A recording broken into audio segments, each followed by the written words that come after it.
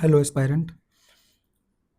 अगर मैं आपसे कहूँ कि आज की एक वीडियो से आपके अपकमिंग एग्जाम में कम से कम 2 से 3 सवाल पक्के होने वाले हैं, तो क्या आप वीडियो लास्ट तक देखेंगे?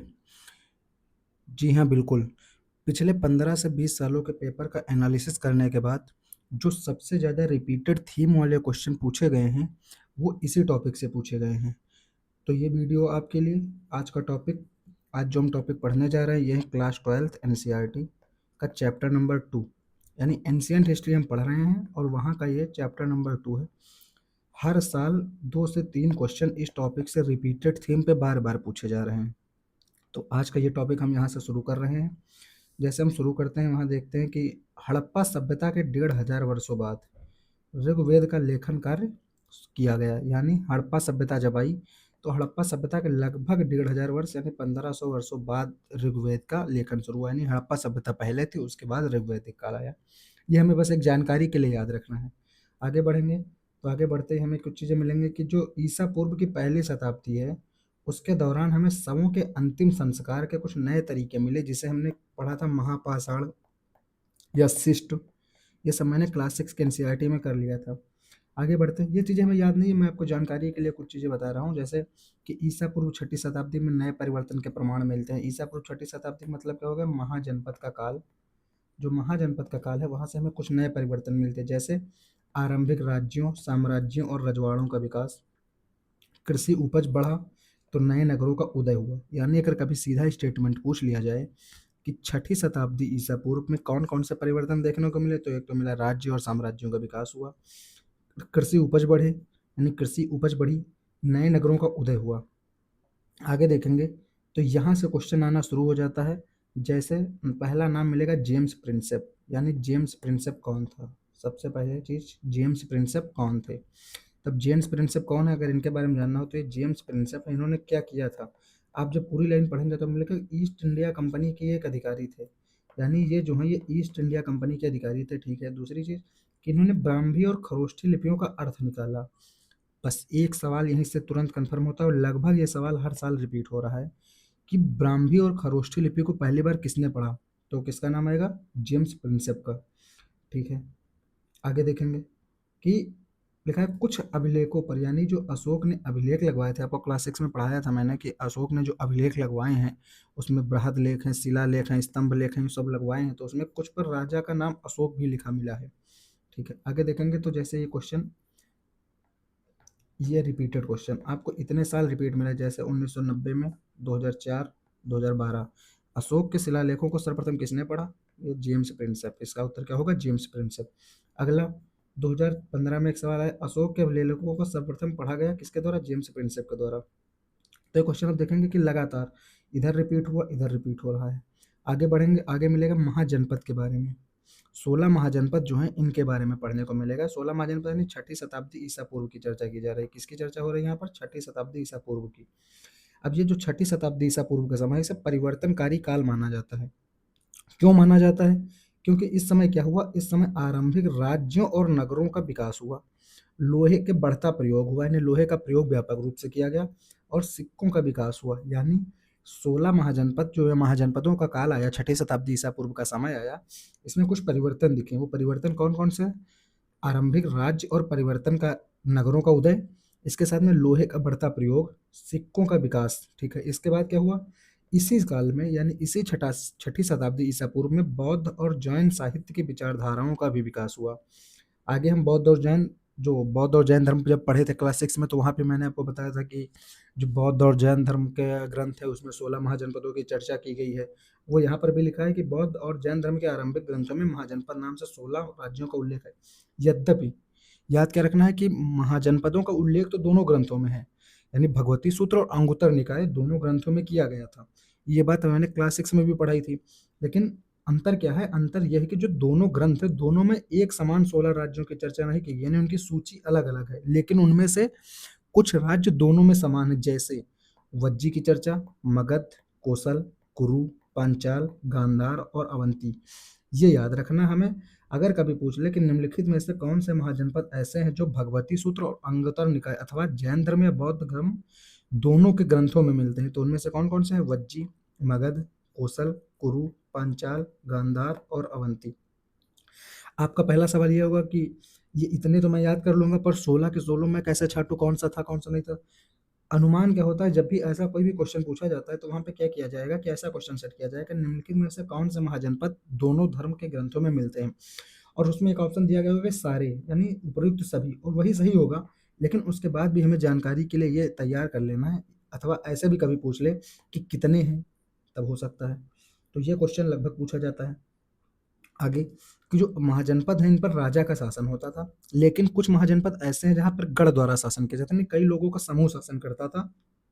और वे, जैसे वज्जी एक गढ़ था, तो वज्जी पे क्या होता था, वज्जी पे कई लोग मिलकर शासन करते थे, यानी कई लोग राजा होते थे, प्रत्येक व्यक्ति राजा कहलाता था।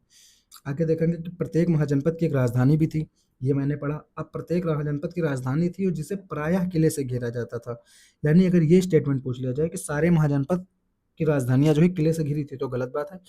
मैक्सिमम की राजधानियां जो है किले से घिरी हुई थी। ये, अब आता है ये सबसे इंपॉर्टेंट मैप। यहाँ से लगभग सवाल आपको देखने मिलेगा। इस मैप में करना क्या है, ये मैप मैंने क्लास 6 में करा दिया था। अब इसमें क्या क्या करना है आपको फिर से एक बार देख लीजिए।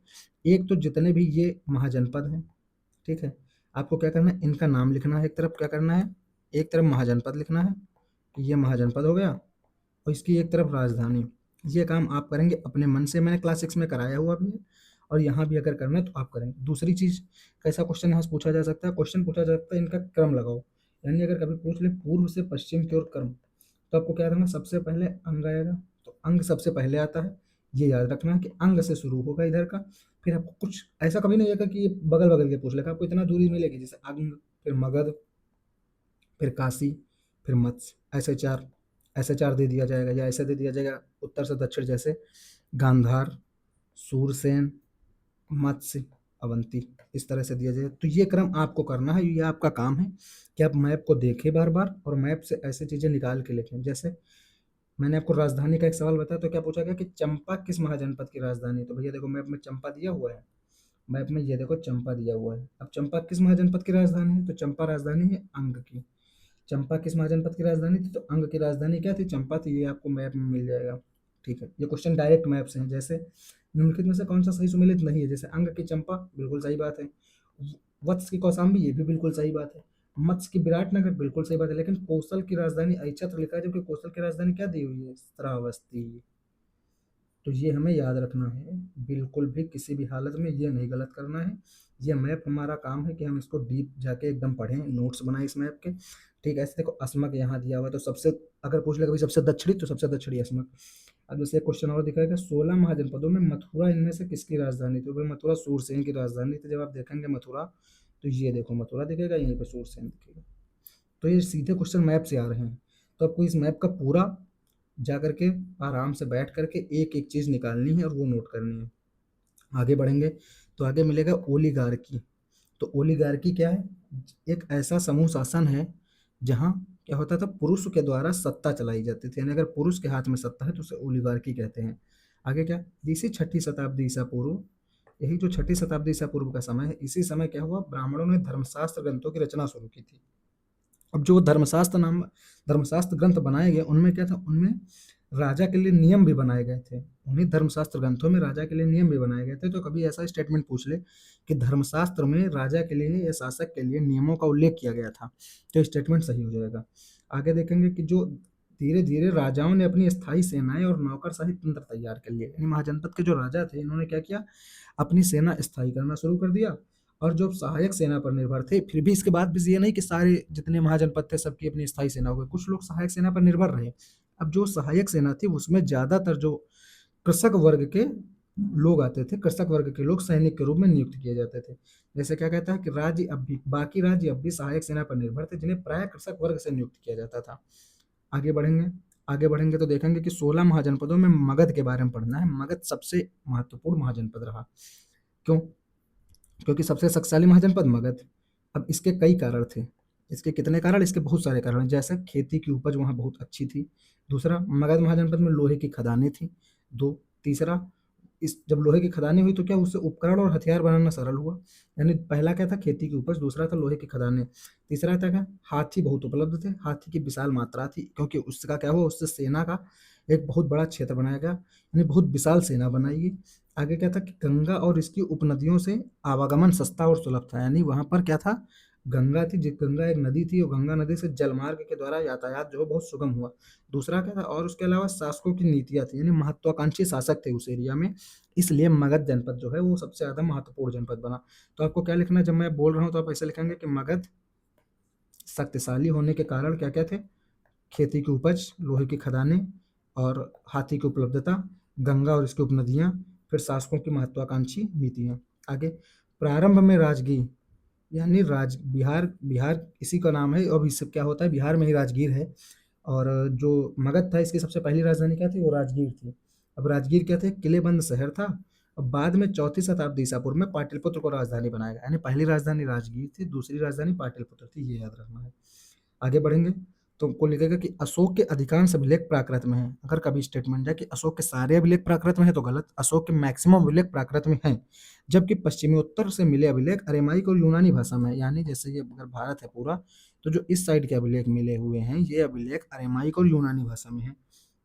अब क्या, प्राकृत के जो अधिकांश अभिलेख हैं वो ब्राह्मी लिपि में हैं, जबकि पश्चिमोत्तर के कुछ अभिलेख खरोष्ठी लिपि में हैं। यानी इस साइड के जो अभिलेख बताया मैंने ये किस लिपि में है, ये खरोष्ठी लिपि में है। यानी इस तरफ के जो अभिलेख थे ये यूनानी और अरेमाइक भाषा है इनकी, और इनकी जो लिपि है वो खरोष्ठी लिपि है। आगे क्या कहता है कि अरेमाइक और यूनानी लिपियों का प्रयोग अफगानिस्तान से मिले अभिलेखों में किया गया। यानी इसी साइड अफगानिस्तान, तो यहाँ तक कौन से, अरेमाइक और यूनानी लिपियों में जो अभिलेख मिले वो अफगानिस्तान के साइड के हैं। आगे देखेंगे कि जो मगध के विकास के साथ मौर्य साम्राज्य का उदय हुआ। अब क्या लिखा है, मौर्य साम्राज्य का संस्थापक कौन है, चंद्रगुप्त मौर्य है। मौर्य साम्राज्य का संस्थापक चंद्रगुप्त मौर्य है। आगे क्या कहता है कि उसका शासन पश्चिमोत्तर में अफगानिस्तान और बलूचिस्तान तक फैला हुआ था। याद रखना कि चंद्रगुप्त, अगर कभी स्टेटमेंट में सवाल बना दिया जाए कि चंद्रगुप्त मौर्य का शासन पश्चिमोत्तर में अफगानिस्तान और बलूचिस्तान तक फैला हुआ था, तो ये बात बिल्कुल सही होगी। आगे बढ़ेंगे तो देखेंगे कि मौर्य साम्राज्य के इतिहास, मौर्य साम्राज्य के इतिहास के क्या क्या स्रोत है। पहला, चंद्रगुप्त के दरबार में कौन आया था, मेगस्थनीज। यानी सीधा सवाल पूछेगा कि मेगस्थनीज किसके दरबार में आया था, चंद्रगुप्त के दरबार में। मेगस्थनाज यूनान का रहने वाला था, तो याद रखना यूनानी राजदूत था। ठीक है। अब एक और स्रोत कौन सा है, एक है कि कौटिल्य द्वारा लिखित चाणक्य या कौटिल्य एक ही नाम है, तो इसने क्या लिखा, इसकी रचना का नाम क्या है, अर्थशास्त्र। अर्थशास्त्र किसके द्वारा लिखी गई, तो कौटिल्य या चाणक्य, जो भी ऑप्शन में होगा वो सही होगा। अब कौटिल्य चाणक्य किसका मंत्री था, तो वो भी चंद्रगुप्त का मंत्री था। ठीक है, यहाँ से जानकारी मिल गई। अब इसके बाद जो जानकारी मिलती है वो परिवर्तित जैन और बौद्ध ग्रंथों से मिलती है और अशोक के अभिलेखों से मिलती है मौर्य साम्राज्य के बारे में जानकारी। अगला स्टेटमेंट बहुत इंपॉर्टेंट है कि अशोक वह पहला सम्राट था, अशोक तो पहला सम्राट था जिसने अपने अधिकारियों और प्रजा के लिए संदेश प्राकृतिक पत्थरों और पालिश किए हुए स्तंभों पर लिखवाए थे। यानी अशोक कौन सा पहला सम्राट था जिसने अपने अधिकारियों और प्रजा के लिए संदेश प्राकृतिक पत्थर और पालिश किए हुए स्तंभों पर लिखवाया था। आगे देखेंगे ये सिंह शीर्ष बना हुआ है। अब इस सिंह शीर्ष में क्या देखना है, हमें देखना क्या है कि इस पे ये चार पशुओं की आकृति बनी हुई, तो ये तो सिंह है जो चार दिशाओं में बैठे हुए हैं। ठीक है। अगला, ये कमल के आकार की, उल्टे कमल के आकार की एक बनी हुई आकृति। ठीक है। इसके बाद इसमें एक चक्र बना हुआ है, याद रखना। फिर इसमें चार जानवर बने हुए हैं। आप इसमें जब चारों तरफ देखेंगे तो चार जानवर बने हैं। आपका काम क्या है, इन चारों जानवरों का नाम कमेंट बॉक्स में लिखना है। ठीक है, कि कौन कौन से चार जानवर सिंह शीर्ष में बने हुए हैं। आगे देखेंगे कि जो मौर्य साम्राज्य के 5 प्रमुख राजनीतिक केंद्र हैं कौन कौन से। एक तो उसकी राजधानी होगी पाटलिपुत्र, 4 प्रांतीय केंद्र हैं जिसमें पहला है तक्षशिला, एक है उज्जैनी, एक है तोसल और एक है सुवर्णगिरी, यानी टोटल 5 है। एक कौन सा है, एक है पाटलिपुत्र, दूसरा कौन सा है तक्षशिला, तीसरा कौन सा है उज्जैनी और चौथा क्या है तोसिल और पांचवा सुवर्णगिरी। यानी ये टोटल है और इनका उल्लेख कहाँ है, इनका उल्लेख अशोक के अभिलेखों में किया गया है। आगे बढ़ेंगे, ये मैप सबसे इंपॉर्टेंट मैप है, जैसे पहला वाला था सेम उसी तरह से इसकी भी इंपॉर्टेंस है। अब इसमें दिया क्या गया है, इसमें दिए गए हैं अशोक के अभिलेख। अब अशोक के अभिलेख कौन से, महाशिलालेख कौन से हैं, लघु शिलालेख कौन से, स्तंभ शिलालेख कौन से, तीनों की चर्चा की गई और तीनों अलग अलग हैं। तो आपका काम क्या है, अब ये कौन सा महाशिलालेख है, तो महाशिलालेख कौन सा है, सन्नति है, सोपारा है। अब जो लाल रंग के त्रिभुज जैसे आकृति से दर्शाए गए हैं वो कौन कौन से महाशिलालेख हैं। अब कौन कौन सा उसमें, शिशुपालगढ़, जौगढ़, सोपारा, सन्नति, गिरनार, कलसी, कंधार। अब इसमें क्या क्वेश्चन पूछेगा, इसमें क्वेश्चन पूछना होगा तो आपको दे देगा कि निम्नलिखित में से कौन कौन से अशोक के महाशिलालेख हैं, तो 4 नाम देके छाट देगा पहला। दूसरी टाइप का क्वेश्चन क्या पूछेगा कि एक तरफ दे दिया जाएगा महाशिलालेख, एक तरफ उनकी वर्तमान राज्य किसमें स्थित है। दूसरा, इन्हीं शिलालेखों का उत्तर से दक्षिण क्रम पूछा जा सकता है जब पेपर को और कठिन बनाना होगा तो हमें क्या करना है, हम इसमें कौन सा कहाँ पर है अगर इसकी लोकेशन देखें तो उसे अगर हम आपको बताएं कि कौन सा अभिलेख कहाँ पर पड़ेगा, तो आपको क्या क्या देखना, जैसे आप नोट करिएगा कि सोपारा महाराष्ट्र में पड़ेगा, सन्नति कहाँ पड़ेगा, सन्नति पड़ेगा कर्नाटक में, जौगढ़ कहाँ पड़ेगा, उड़ीसा में पड़ेगा, जौगढ़ उड़ीसा में पड़ेगा। इसके अलावा गिरनार कहाँ पड़ेगा, गिरनार पड़ेगा गुजरात में, ठीक है, गिरनार याद रखना कहाँ पर, गुजरात में। इसके अलावा और कौन सा है, आपको याद क्या रखना है, कलसी उत्तराखंड में पड़ता है, ये याद रखना है। अब मानसेहरा और शहबाजगढ़ी ये दोनों कहाँ पड़ेंगे, ये पाकिस्तान में पड़ेंगे, तो ये याद रखना है, मानसेहरा और शहबाजगढ़ी कहाँ पड़ेंगे, पाकिस्तान में पड़ेंगे। अब इसके अलावा कौन सा याद रखना है, ये कंधार कहाँ पड़ेगा, तो ये पाकिस्तान के और पार पड़ेगा, तो ये याद रखना है कहाँ पर, अफगानिस्तान, तो ये अफगानिस्तान में पड़ेगा कंधार, तो ये याद रखना है। इसके अलावा बहुत सारे हैं जो आप कुछ आप करिएगा, कुछ मैं आपको और इसके अलावा भी कराए दे रहा हूँ जो लोकेशन है। जैसे ब्रह्मगिरी कहाँ है, कर्नाटक में है, याद रखना है ब्रह्मगिरी कहाँ है, ब्रह्मगिरी हो गया कर्नाटक में। और कौन सा दिख रहा है इसमें जो बहुत ज़्यादा इम्पोर्टेंट है, जैसे सांची मध्य प्रदेश याद रहेगा आपको। और इसके अलावा आप ये करिएगा, रामपुरवा कहाँ है, निराली सागर कहाँ है। तो अब बाकी जो बचे हैं आप ये खुद करिएगा खुद से, और इनको लिखिएगा कौन से राज्य में कौन सा है। जैसे रामपुरवा कहाँ है, रामपुरवा बिहार में है। उसी तरह से लौरिया अररेज कहाँ है, लौरिया अररेज कहाँ है, लौरिया अररेज भी बिहार में है, याद रखना है। और कौन सा याद रखना है, टोपरा कहाँ है, टोपरा, टोपरा कहाँ पर है, टोपरा है हरियाणा में था, अब इसे यहीं लाया आया गया है दिल्ली में। तो इसी तरह से सांची वाला, सांची तो आपको पहले बता दिया मध्य प्रदेश में है। कौशाम्बी कहाँ है, यूपी में है। सारनाथ कहाँ है, यूपी में है, तो ये यूपी में है। तो आपको ये पूरा मानचित्र में ऐसे ही क्वेश्चन पूछे जाते हैं, ये करना है। जैसे एक क्वेश्चन मैं आपको दिखाई भी दे रहा हूँ, ये तो महाजनपद का क्वेश्चन है, राजधानी वाइज पूछ लिया गया, जो मैंने पिछले वाले मैप का क्वेश्चन था वो। तो इसमें क्या हुआ, इसमें पूछा गया कि मत्स्य की राजधानी बताओ, मत्स्य महाजनपद है, मत्स्य की राजधानी कौन सी थी, तो मत्स्य की राजधानी है विराटनगर, ठीक है। अगला, कुरु, कुरु की राजधानी क्या थी, इंद्रप्रस्थ थी, ठीक है। अगला कौन सा था, सूरसेन, सूरसेन की राजधानी क्या थी, सूरसेन की राजधानी थी मथुरा। अब असमक, असमक की राजधानी क्या है, असमक की राजधानी है पोटन, तो इसका कौन सा ऑप्शन बनेगा, इसका सी बन जाएगा, सी सही हो जाएगा। तो ये चीज़ें इस मानचित्र में आपको करनी है। आगे क्या देखना है कि जो तक्षशिला है और उज्जैनी, ये दोनों लंबी दूरी वाले महत्वपूर्ण व्यापार मार्ग पर स्थित है, जबकि सुवर्णगिरी है, सुवर्णगिरी क्या है, कर्नाटक में है। तो सुवर्णगिरी कहाँ है, कर्नाटक में, लोकेशन वाइज भी याद रखना है। आगे मेगास्थनीज का एक विवरण दिया है, तो मेगास्थनीज की किताब इंडिका, उसके हिसाब से क्या बोला कि कह रहा है कि जो नदियों की देखरेख और भूमि मापन के लिए अधिकारियों की नियुक्ति होती थी, वो बिल्कुल ऐसे जैसे मिस्र में होता था। बिल्कुल मिस्र में जैसे अधिकारियों की नियुक्ति की जाती थी, वैसे यहाँ भी नदियों का रेख और भूमि मापन के लिए एक अधिकारियों की नियुक्ति की जाती थी। शिकारियों का संचालन भी कई अधिकारी करते थे, और उसके हिसाब से उसे पुरस्कार या दंड दिया जाता था। तो ये अगर कभी पूछ ले सीधा कि ये वर्णन कहाँ पर मिलता है, तो मेगास्थनीज की पुस्तक में मिलता है। मेगास्थनीज ने यहाँ भी क्या बताया कि सैनिक गतिविधियों के संचालन के लिए एक समिति और 6 उप समितियों का उल्लेख है। यानी सीधा सवाल पूछेगा कि इंडिका में, मेगास्थनीज की जो इंडिका है उसमें कितनी समितियां और कितनी उप समितियों का उल्लेख है, तो उसमें 6 उप समितियों का उल्लेख किया गया है, ये हमें याद रखना है। अब क्या रखना है कि इनमें से एक का काम नौसेना का संचालन, दूसरी यातायात से रिलेटेड और खान पान से रिलेटेड, तीसरी पैदल सैनिकों का संचालन करती थी, जो चौथी है वो घोड़ों का संचालन करती थी, पांचवी जो है रथरोहियों का संचालन करती थी, छठी जो है हाथियों का संचालन करती थी। अब जो दूसरी उपसमिति का दायित्व विभिन्न प्रकार का, जैसे उपकरणों को ढोने के लिए बैलगाड़ी की व्यवस्था करना, सैनिकों के लिए भोजन करना, इसके बारे में तो ये पैराग्राफ आप पढ़ लीजिएगा। यहाँ से सीधा क्वेश्चन यही पूछा जाएगा कि मेगास्थनीज के इंडिका में कितने प्रकार की उपसमितियों का उल्लेख है।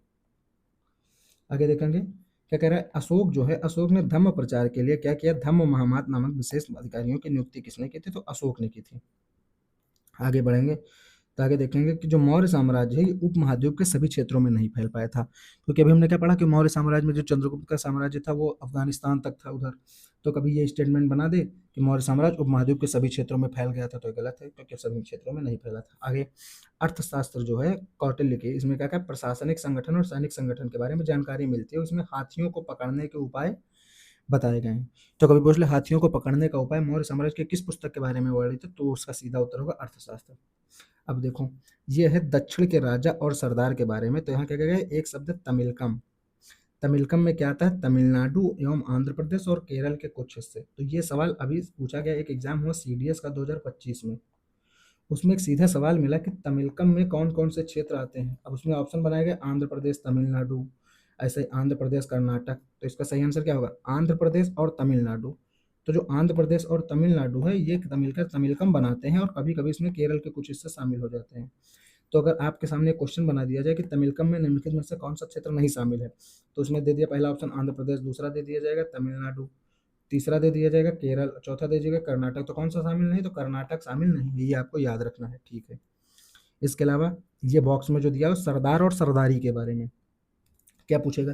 अब इसमें साफ साफ लिखा है कि सरदार एक शक्तिशाली व्यक्ति होता था जिसका पद वंशानुगत भी हो सकता है और नहीं भी, यानी कभी अगर स्टेटमेंट बना दे सरदार का पद वंशानुगत होता तो गलत बात, नहीं भी हो सकता है। सरदार के कार्यों में क्या आता था, विशेष अनुष्ठान का संचालन, युद्ध के समय नेतृत्व करना, यानी युद्ध के समय सरदार लोग क्या करते थे, नेतृत्व करते थे, विवादों में मध्यस्थता की भूमिका निभाते थे, यानी न्यायिक शक्तियां भी रखते थे, और अपने अधीन जो लोग थे उनसे भेंट लेते थे। जबकि कर कौन लेता था, वो राजा लेता था। अब इनके पास कोई स्थायी सेना नहीं होती थी, ये याद रखना है, सामान्यतः इनके पास क्या थी, कोई स्थायी सेना नहीं थी। आगे देखेंगे कि जो प्राचीन तमिल ग्रंथ है उनमें ये सरदारों का विवरण मिलता है, ठीक है। अब कई सरदार जो हैं इसमें से लंबी दूरी के व्यापार द्वारा राजस्व जुटाते थे। क्या लिखा है, सरदार में सामान्यतः कोई स्थायी सेना नहीं थी, आगे उसके ऊपर लिखा था कि जो वो अपने अधीन लोगों से भेंट लेता था, जबकि राजा कर वसूली करते थे, यानी कभी कभी कर वसूली जो राजस्व है ये सरदार भी वसूल लेते थे। आगे देखेंगे कि इनमें मध्य और पश्चिम भारत पर शासन करने वाले सातवाहन और शक शासन शामिल थे, यानी सातवाहन और शक वंश के जो शासन रहे हैं, शक हो गया और कौन सा होगा, सातवाहन, इन्हीं के लोगों में ये सरदार की परंपरा प्रचलित थी। ये ध्यान देना है कि सरदार की परंपरा सातवाहन और शासकों में प्रचलित थी। आगे देखेंगे तो यहाँ पर एक लिखा है पांड्य सरदार सत्तुन सेन गुत्तुवन की वन यात्रा, पांड्य सरदार सेन गुत्तुवन। तो अभी एक एग्जाम हुआ जियो साइंटिस्ट का, यूपीएससी कंडक्ट कराती है, 2026 में एग्जाम हुआ। उस एग्जाम में क्वेश्चन क्या पूछा गया कि सेन गुत्तुवन कौन था। क्वेश्चन बनाया गया सेन गुत्तुवन कौन था। अब नीचे ऑप्शन बनाए गए चेर, पांड्य, चोल, ऐसे ही एक बनाया गया सातवाहन। अब कौन है, यह सीधा उत्तर है, ये पांड्य है। तो हमें याद क्या रखना है कि सेन गुत्तुवन कौन है, पांड्य सरदार है। अब क्या है, अब आगे एक क्वेश्चन पूछा जाता है कि सिलप्पाधिकारम, सिलप्पाधिकारम तमिल महाकाव्य है, तो किस भाषा का महाकाव्य, तमिल का महाकाव्य है, तो ये याद रखना है। आगे देखेंगे कि जो राजा है वो राजाओं ने क्या किया कि राजा अपनी स्थिति एकदम मजबूती के साथ रख सके, इसके लिए उसने एक दैवीय सिद्धांत लाया।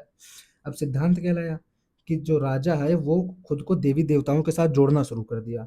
अब ये सबसे पहला काम किसने किया, कुषाण शासक जो थे इन्होंने इसका भरपूर यूज किया। अब वो एक तो मध्य एशिया से आए थे, भारत से बाहर से आए हैं, भारत पे शासन कर रहे हैं, तो इनका सबसे पहला क्या था, ये सोचे कि हम अगर खुद को देवता के साथ जोड़ लेंगे तो हमारा वर्चस्व बना रहेगा हमेशा के लिए।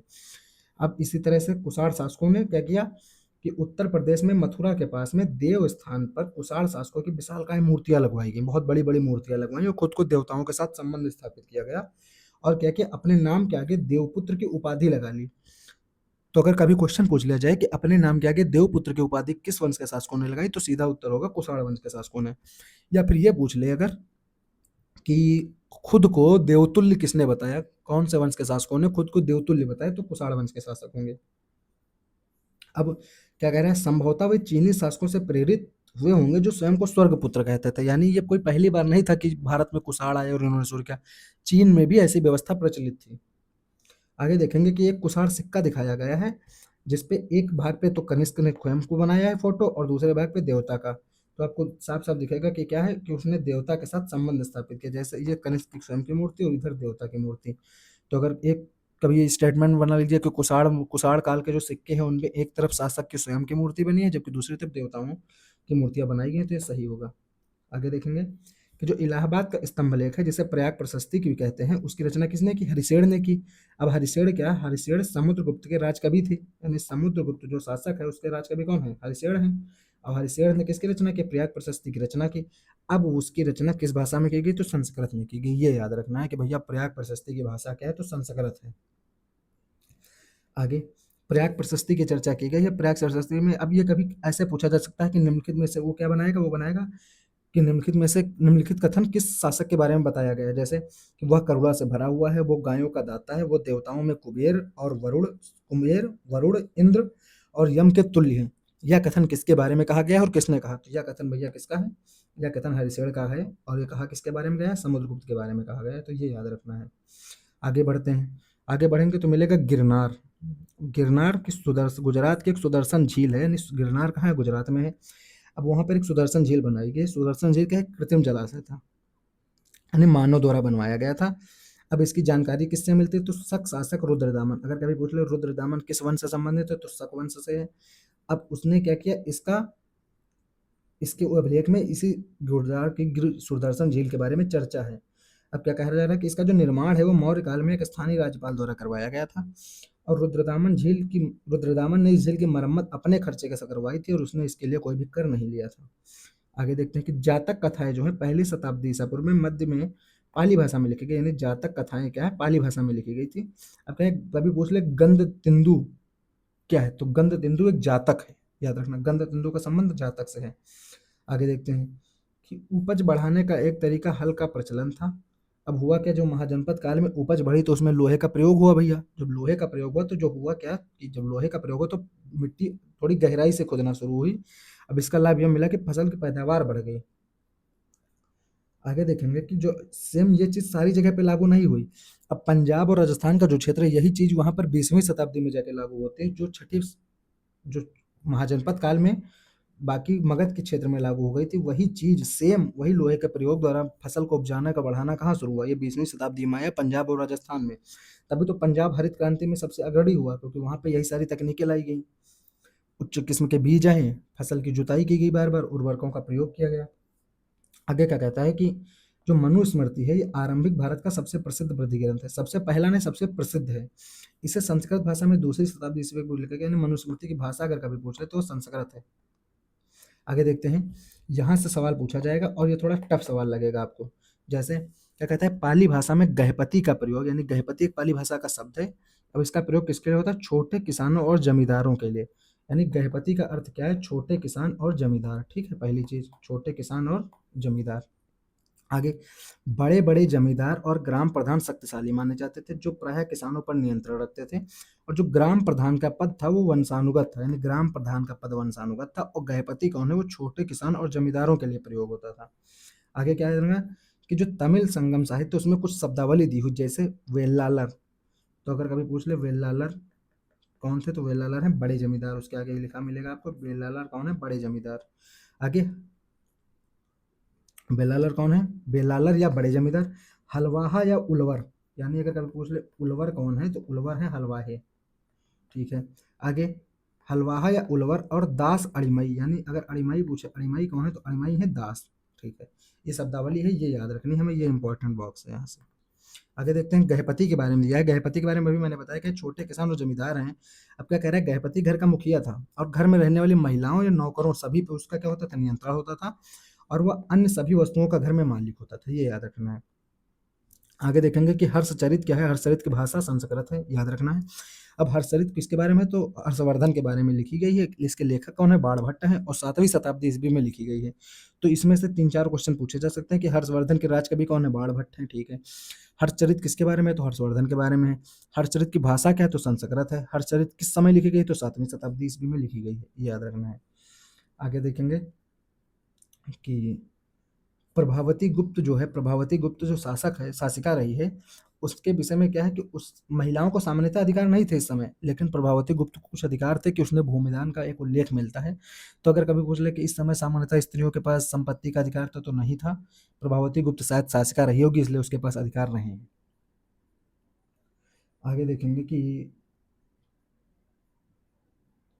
आगे बढ़ेंगे तो आएगा अग्रहार। ये एक शब्द है अग्रहार। अब अग्रहार क्या है? अग्रहार उस भूभाग को कहते थे जो ब्राह्मणों को दान दिया जाता था। यानी ब्राह्मण को दान में दी गई भूमि क्या कहलाती है? अग्रहार कहलाती थी। और वो ऐसी भूमि थी जहां से ब्राह्मणों को कोई भी कर नहीं देना होता था। लेकिन ब्राह्मण क्या करते थे? स्वयं उस भूमि से बाकी लोगों से कर ले सकते थे, बल्कि ब्राह्मणों को किसी को उस भूमि पर कर नहीं देना पड़ता था। यही बताया गया है यहाँ पे। जो प्रभावती गुप्त के द्वारा भूमिदान दिया गया था उसके बारे में कहा गया है कि उसने भूमिदान दिया था। वहां से कोई भी व्यक्ति कोई कर नहीं वसूल सकता था। वहां पर किसी भी प्रकार का उससे टैक्स नहीं लिया जाता था। और यह जो है उसने अपने राज्यादेश के 13वें राजवर्ष में लिखा गया है, और जो इसे उत्कीर्ण किया है चक्रदास ने। तो अगर कभी सिर्फ ये पूछ लिया जाए कि चक्रदास का संबंध किससे है, तो प्रभावती गुप्त के शासनकाल से है, बस ये याद रखना है। आगे देखेंगे, कह रहा है महाजनपदों, जो महाजनपद के सभी नगर हैं संचार मार्गों के किनारे बसे थे। और पुहार जैसा नगर, यानी पुहार क्या है? एक क्या कह रहे हैं, पुहार जैसा नगर समुद्र तट पर, यानी पुहार एक पोर्ट होगा, जो समुद्र तट का नगर होगा क्या होगा? पोर्ट होगा। तो आपका काम क्या है, पुहार कहाँ है ये बताना है कमेंट बॉक्स में। पुहार तमिलनाडु में है, मैं बता भी दे रहा हूँ, फिर भी आप इसके बाद कमेंट करिएगा कि तमिलनाडु में है। और जो पुहार है ये पोर्ट है, ये देखना है, ठीक है। पाटलिपुत्र के बारे में किसने बताया, तो पाटलिपुत्र के बारे में चीनी यात्री हुएनसांग जो 7वीं शताब्दी ईस्वी में आया उसने बताया है, ये याद रखना है।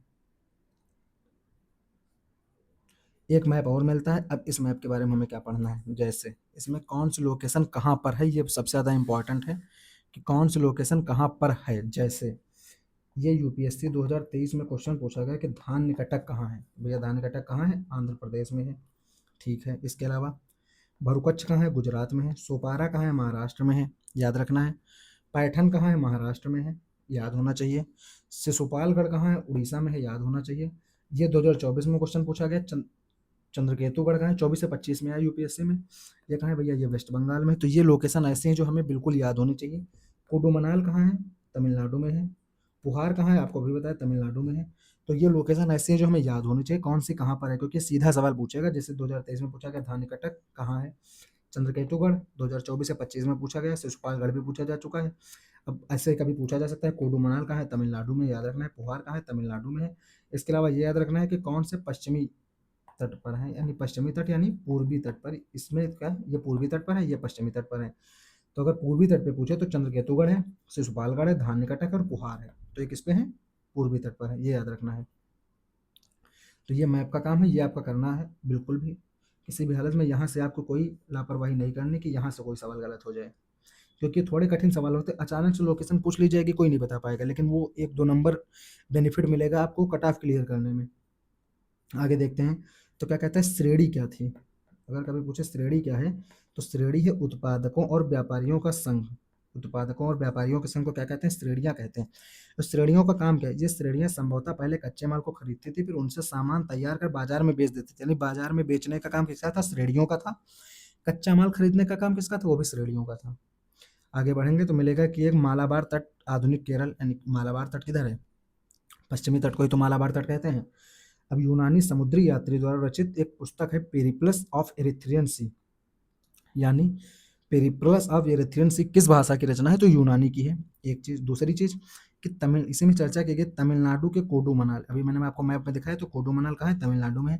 वो किस लिए प्रसिद्ध था, अगर कभी पूछ ले कि कोडुमनाल किसके लिए फेमस, तो क्या कह रहे हैं कि कम मूल्यवान पत्थरों से बनाए जाने वाले मूंगा के उद्योग के पुरातात्विक साक्ष्य मिले। यानी मूंगा के उद्योग के साक्ष्य कहाँ से मिले हैं, तो कोडुमनाल से मिले। कोडुमनाल कहाँ है, तमिलनाडु में है।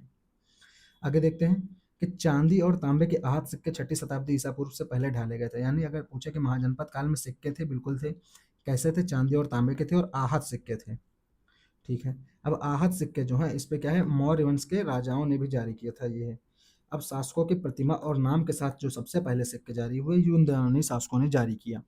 अगर कभी पूछे कि शासकों के नाम के साथ में और उनकी प्रतिमा के साथ में सबसे पहले सिक्के किसने जारी किए, तो हिंद यूनानी शासकों ने जारी किए थे, और जिनका नियंत्रण उत्तर पश्चिमी क्षेत्र में था। और हालांकि जो सोने के सिक्के हैं, वो सबसे बड़े पैमाने पर सोने के सिक्के किसने जारी किए, तो वह कुषाण राजाओं ने जारी किए।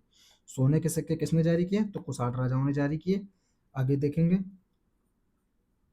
कि ये देखो, एरिथ्रियन का अर्थ क्या है, यूनानी भाषा में लाल सागर को कहते हैं। यानी कभी पूछ ले एरिथ्रियन का अर्थ, तो लाल सागर, ठीक है।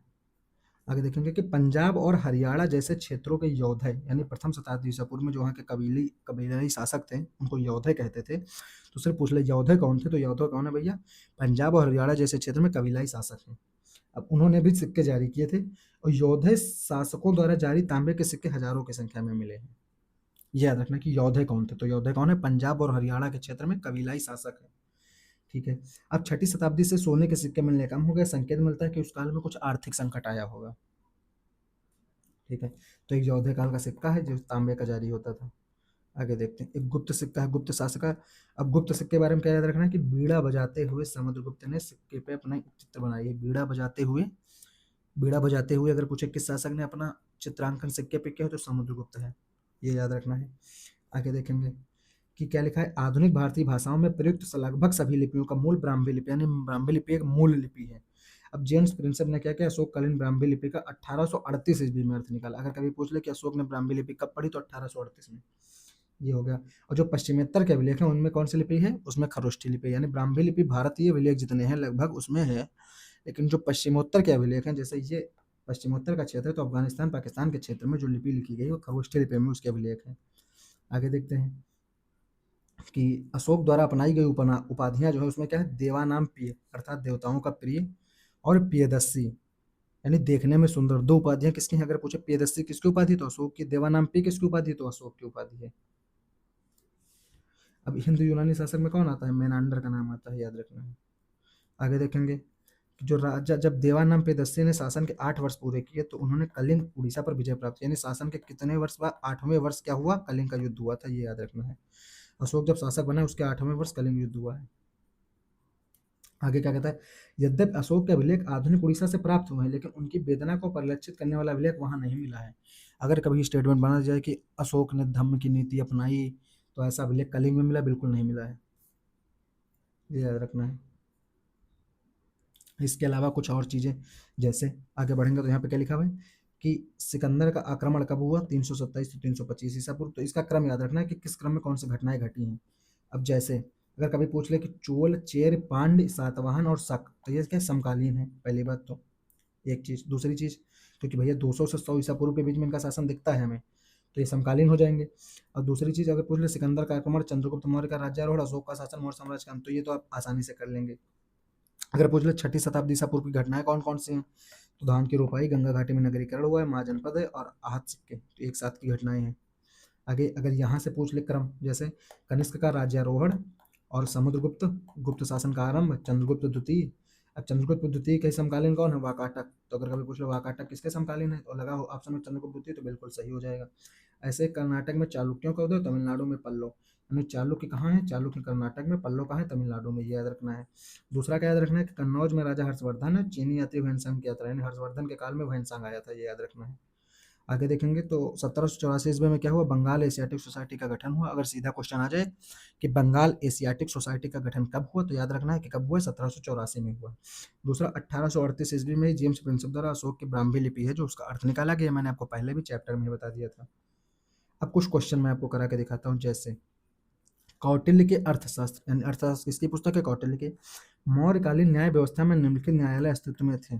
अब ये क्वेश्चन आप बोलोगे कि आपने नहीं कराया, लेकिन ये क्वेश्चन मैं पीवाईक्यू इसीलिए लेके आया हूँ कि ऐसे क्वेश्चन भी पूछे गए हैं जो इसके लिए आपको बहुत सारी स्टैंडर्ड बुकें पढ़नी पड़ेंगी। लेकिन एग्जाम ये भी तो नहीं कहता कि अगर हिस्ट्री के 25 सवाल आते हैं तो आपको 2500 बनाने हैं। एग्जाम निकालने के लिए जरूरी है कि जो 25 सवाल आते हैं, तो जो 4-5 सवाल बाहर से आ रहे हैं कोई बात नहीं, वो सही नहीं हो रहे हैं, कोई दिक्कत नहीं। लेकिन जो 20 सवाल लगभग स्टैटिक के आ रहे हैं और एनसीईआरटी से उसमें से 10-12 सवाल आ रहे हैं, वो सही होने चाहिए। तो ये सवाल कहीं से भी बनाया गया हो, किसी इसके लिए एक सवाल के लिए कितनी किताबें पढ़ेंगे आप? तो उससे ज़्यादा अच्छा उपाय क्या है कि ऐसे सवालों को मैं आपके साथ ले आऊँ, ताकि अगर ये सवाल सेम रिपीट हो जाता है तो आप सही कर ले जाएंगे। जैसे अब कह रहा है कौन से न्यायालय अस्तित्व में थे, तो इसमें कौन से न्यायालय थे? धर्म महामात, तो ये तो एक अधिकारी की नियुक्ति है, धर्म महामात नामक, तो ये न्यायालय ने तो पहला काट दो। अब जैसे पहला काटेंगे तो 3 ऑप्शन कट गए। ये सवाल मैं इसीलिए लेके भी आया हूँ कि आपको दिखा सकूँ कि एनसीईआरटी के बेसिस पे सवाल सही किया जा सकता था, भले इसके बारे में मैंने कहीं नहीं पढ़ा हो। 3 कट गए, अब 2 बचे 50-50, अब केवल दूसरा तो पक्का सही है। अब क्या, अब जब हम आगे पढ़ेंगे तो हम देखेंगे कि रज्जुक नामक एक अधिकारी होता था। तो रज्जुक एक अधिकारी का पद है, तो तीसरा कटेगा और चौथा ऑप्शन सही हो जाएगा। ये आप पढ़ेंगे जब आगे के एनसीईआरटी पढ़ाऊंगा, तो ये सवाल एनसीईआरटी से बन जाएगा, ये बनाया कहीं से भी गया हो, इससे कोई फर्क नहीं पड़ता। सेम ऐसे देखो, वह स्रोत जिसने पाटलिपुत्र के प्रशासन का वर्णन किया, ये सवाल मैंने आपको कराया था कि मेगास्थनीज ने पाटलिपुत्र के बारे में क्या बताया, बताया है, ये बॉक्स में लिखा हुआ था।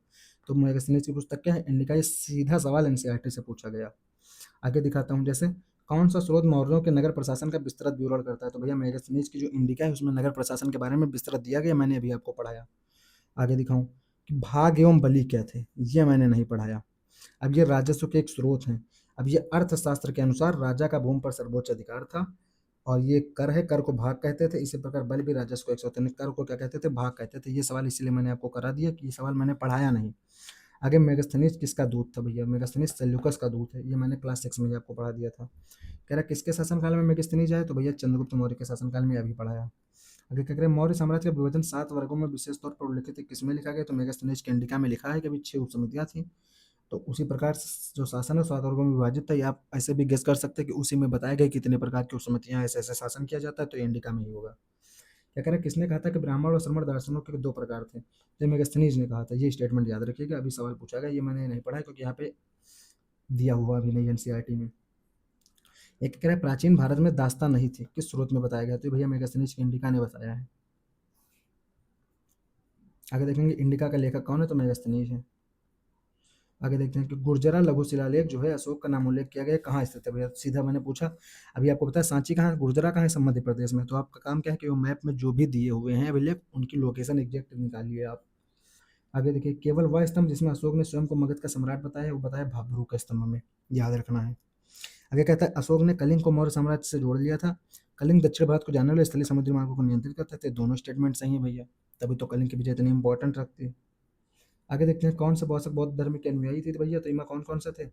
चंद्रगुप्त तो जैन धर्म से हो गया था, तो ये खत्म हो गया। अशोक बौद्ध धर्म से था, तो पहला काट, तो दूसरा स्टेटमेंट सही होगा, तो दूसरा इसमें ये तो सही हो सकता है, ये भी गलत हो सकता है और ये भी गलत हो सकता है। तो क्योंकि इसमें दूसरा है नहीं, तो 50-50 खेल हो गया। अब कौन कौन सा है? तो भैया चौथा दशरथ जो है बौद्ध धर्म से आजीवक संप्रदाय से संबंधित है, बिंदुसार है नहीं। अब कह रहा है सार्थवा किसे कहते हैं? सार्थवा व्यापारियों के काफिले को कहते हैं, याद रखना है। और कौन सा अधिकारी मौर्य प्रशासन का भाग नहीं था? तो भैया अग्रहारिक मौर्य प्रशासन से संबंधित नहीं था, याद रखना। क्या कह रहा है अशोक का कौन सा शिलालेख धार्मिक संश्लेषण के बारे में कहता है? तो 12वां शिलालेख कहता है। तो ये चीज़ें हैं। इसके अलावा मैं आपको करा दूं जैसे कुछ क्वेश्चन और हैं। कौन सा किसने सहिष्णुता उदारता और करुणा के त्रिविध आधार पर राजधर्म की स्थापना की? अशोक ही हो सकता है। कौन सा अधिकारी मौर्य प्रशासन का भाग नहीं था? अग्रहारिक, अभी आपको कराया। कौन सा सही सुमेलित नहीं है? ये अभी आपको बताया। कौशल की राजधानी ऐच्छिक, कौशल की राजधानी क्या है? श्रावस्ती। ठीक है। और अशोक के धम्म का मूल संदेश क्या है? राजा के प्रति वफादारी, बिल्कुल सही। शांति और अहिंसा, ये भी से। धार्मिक सहनशीलता, ये भी से। बड़ों का सम्मान करना, ये भी से। तो नहीं सारे हैं। आगे देखेंगे किस अभिलेख में पारंपरिक अवसर पर पसी पल पर रोक लगाई गई? वो लगाई गई स्तंभलेख, 5वां स्तंभलेख। यानी 2-3 स्तंभलेखों की चर्चा की गई, जो पीवाईक्यू सही आपको मैं करवाए दे रहा हूँ, बस वही याद रखना है। आगे क्या याद रखना है? और चाणक्य है अपने बचपन में किस नाम से जाने जाते थे? तो भैया चाणक्य को विष्णुगुप्त कहते थे, याद रखना है। क्या कह रहा है यूनानी लेखक जस्टिन द्वारा सैंड्रा कोटस जिसे कहा गया? तो सैंड्रा कोटस चंद्रगुप्त प्रथम को कहा गया है। और चंद्रगुप्त मौर्य का विशिष्ट रूप से वर्णन हुआ है जिस ग्रंथ में, वो ग्रंथ कौन सा है? वो विशाखादत्त है। विशाखादत्त के लेखक कौन है? मुद्रा राक्षस। विशाखादत्त का किसके द्वारा लिखी गई? मुद्रा विशाखादत्त के द्वारा लिखी गई, मुद्रा राक्षस, याद रखना। चलो इतना हो गया। अब ये क्वेश्चन पूछा गया है मैप का, जो मैंने बताया था कभी भी पूछा जा सकता है, उत्तर से दक्षिण, पूरब से पश्चिम, ऐसा कोई भी क्वेश्चन। तो सबसे लास्ट में मैंने पहले बताया था भैया अंग है, तो याद रखना कि सबसे लास्ट में तो अंग ही पड़ेगा। तो 2 तो कट गए। अब बचा कौन कौन सा? अंग बचा, यानी अब इसमें दोनों सही होंगे।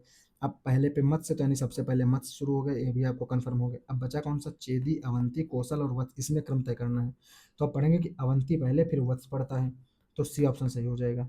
तो ये वाला क्वेश्चन अब खुद से भी कि किसका शासन का मेगास्थनीज भारत है? भैया चंद्रगुप्त मौर्य के। मेगास्थनीज दूध था किसका था? तो सेल्यूकस का था।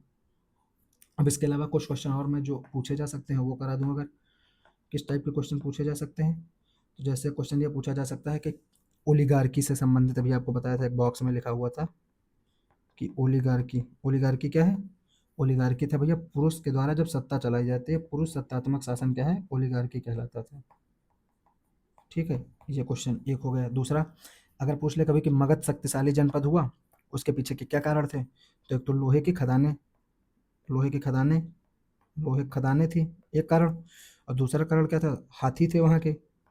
तीसरा कारण था कि नदी से आवागमन होता था। तो तीनों सही हैं इसमें भैया, तीनों सही हो जाएंगे। अगर इसके अलावा कुछ क्वेश्चन और मैं आपको कराऊं, अभी जो पढ़ाया था, जैसे कि क्वेश्चन बनाया जाए कि निम्नलिखित में से कौन सा सही है। अगर क्वेश्चन बना दे कि उज्जैनी जो है ये मौर्य साम्राज्य की राजधानी है, ठीक है। अगला क्या पूछ ले, अगला स्टेटमेंट दे दे कि जो मौर्य साम्राज्य के राजनीतिक केंद्रों का वर्णन अशोक के अभिलेखों में है, तो निम्नलिखित में से कौन सा सही है? तो मौर्य साम्राज्य की राजधानी उज्जैनी तो थी नहीं, गलत, पाटलिपुत्र थी, तो पहला तो गलत हो गया। और दूसरा क्या कह रहा है कि मौर्य साम्राज्य के जो राजनीतिक केंद्र हैं उनका वर्णन अशोक के अभिलेखों में है, तो ये बात सही हो जाएगी कि भैया है। आगे देखेंगे कि अगर एक क्वेश्चन पूछ ले अशोक के अभिलेखों के बारे में, मान लो क्वेश्चन बना दिया जाए आपके साथ कि अशोक के अभिलेख ब्राह्मी लिपि में लिखे गए थे, सही बात। अशोक के अभिलेख यूनानी भाषा में लिखे गए, ये भी सही बात। अशोक के अभिलेख कौशाम्बी, मास्की, मेरठ और मानसेरा जैसे स्थलों पर पाए गए, या सोपारा जैसे स्थलों पर पाए गए, तो ये भी सही बात। तो भैया तीनों सही हो जाएंगे इसमें। अगर एक क्वेश्चन और मैं आपको सामने पेश करूं, जैसे कि अगर क्वेश्चन पूछ लिया जाए कि यूनानी राजदूत जो मेगास्थनीज है वो अशोक के दरबार में आया था, तो ये गलत हो जाएगा कि अशोक के दरबार में नहीं आया था। फिर क्या कहते हैं कि मेगास्थनीज ने अपने विवरण में सैनिक गतिविधियों के संचालन के लिए एक समिति और 6 उप समितियों का उल्लेख किया। तो भैया ये बात क्या है? बिल्कुल सही है कि एक समिति और 6 उप समितियों का उसने उल्लेख किया था। आगे अगर एक क्वेश्चन और बनाऊं आपके सामने, तो जैसे ये बना दूं कि क्वेश्चन बना दूं कि मौर्य शासक ने स्वयं को देवपुत्र की उपाधि दी, यानी देवपुत्र की उपाधि किसने दी? मौर्य शासक ने स्वयं को दी। तो ये गलत हो जाएगा, किसने दी? कुषाणों ने दी। अब सुदर्शन झील का निर्माण मौर्य काल में हुआ, अगर ये है तो ये सही बात है कि मौर्य काल में हुआ था। अगर कभी पूछ ले कि अग्रहार क्या था, तो अग्रहार क्या था भैया? ब्राह्मणों को दी गई धान भूमि थी अग्रहार। अभी आपको पता था कि सातवाह क्या था? सतवाह क्या था? सतवाह कौन है भैया? तो सतवाह कौन है? सतवाह है व्यापारी। उसी को एक दूसरा नाम क्या है? मस्थुअन। तो याद रखना, मस्थुअन और सतवाह क्या है? व्यापारी हैं। ये याद रखना है हमें। आगे की अगर पूछ ले कि अशोक की लिपि को किसने पढ़ा सबसे पहले, तो भैया किसने पढ़ा? जेम्स प्रिंसेप ने पढ़ा। ये तो ऐसे भी याद रखना चाहिए हमें। अगर एक सवाल और पूछ लिया जाए कि भारत के सांस्कृतिक इतिहास के संदर्भ में क्या बना दिया जाए? भारत के सांस्कृतिक इतिहास के संदर्भ में ऐतिहासिक, वंशीय इतिहास और वीर गाथाओं का कंठस्थ करना निम्नलिखित में से किसका व्यवसाय था? तो जो मागध होते थे, मागध, मागध नाम, मगध नहीं, मागध, मागध का एक काम क्या था कि जो व्रत होते, इतिवृत्त थे या राजवंशी इतिहास थे, उनको कंठस्थ करना। तो ये याद रखना है कि मागध का काम क्या था? इतिवृत्त या राजवंशी इतिहास को कंठस्थ करना। इलाहाबाद की प्राग प्रशस्ति किसके बारे में है? कक्षा 6 में भी करवाया था कि समुद्रगुप्त के बारे में है। जैसा मैंने आपको बताया था कि अगर ये वाला पूरा वीडियो आप देखेंगे तो आपके 3 से 4 क्वेश्चन लगभग हर साल रिपीटेड थीम पे जो पूछे जा रहे हैं वो सही हो जाएंगे। आप पूरा वीडियो देखने के बाद जरूर बताइएगा कि क्वेश्चन पूछे गए इस टॉपिक से, नहीं पूछे गए, आपको ये टॉपिक कितना समझ में आया, कौन सी चीज़ें और हैं जो मैं सुधार सकूँ। तो थैंक यू दोस्तों मेरे साथ जुड़ने के लिए।